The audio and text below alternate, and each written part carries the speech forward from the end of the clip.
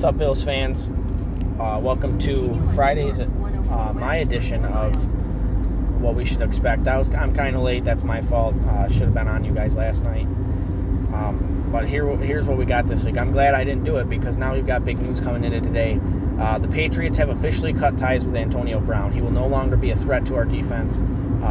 So we're going to beat New England fair and square. That was the only thing stopping me from thinking that we could beat him, and now it's not a threat anymore. Get that fucker out of the league. He's a joke. He's a crooked motherfucker. He rapes women and has no respect for anybody but himself. So on to my next point. The Buffalo Bills, Week 3 against the Cincinnati Bengals. It's going to be a lot tougher than everybody thinks it's going to be. I'm going to be honest. Bengals are a good team. They've got a good defense. They've got a pretty squared away offense. Andy Dalton's thrown for over 300 yards in both games so far this season, and their defense has held opposing quarterbacks to 250 yards passing in each game, and they've allowed a shit ton of rushing yards. So hopefully Singletary can be healthy this weekend, pound the ball up their throats, get his first 100-yard rushing game, get another touchdown or so, and just have a killer game, because this is really where he could excel. If we don't win this weekend, I don't have very high hopes going into the rest of the season. I mean, it could absolutely just be a fluke. It happens sometimes. But the Bengals should not be a tough mark on our team to beat. But, however, it is the NFL, and anything can happen on any given Sunday.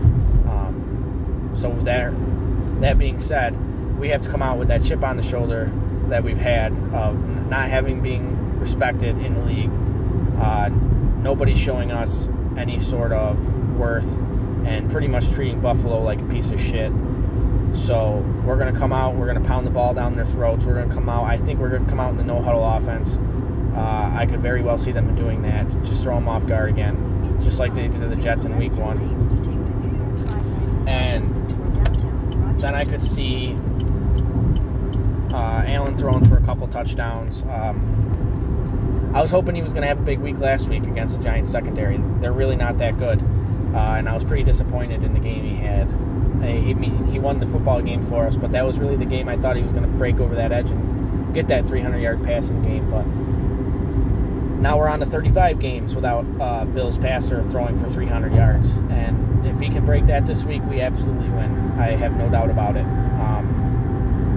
Nobody really shines the light on Allen's passing game. I'm sure it's not the same within the NFL between teams when they go in to play Buffalo. I'm sure they can see the talent that he has with his arm. But as a fan, you see the media, and the media depicts a running quarterback, and that's not at all what Allen is. He's a sit in the pocket. If it breaks down, I can get out and run. He doesn't look to tuck the ball in first and take it downfield with his legs. He looks to take it downfield with his arm first.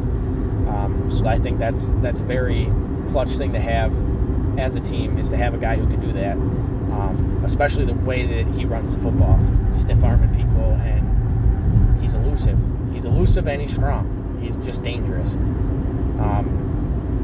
So yeah, I think we go out. I think we win this week. I'm not going to give my score yet because it's not Sunday and we do our predictions on Sundays. So I expect a tough week, but a win. That's what I expect. Nothing more, nothing less. It's going to be a rocking day. We're back in the Ralph, and it's going to be wild. People are going to be loud, obnoxious, drunk, whatever. The Bills are telling people to sit down pretty much with their drinking, but Bills Mafia is going to stand up and fight back. I guarantee you that. So we'll see you Sunday, buffoons.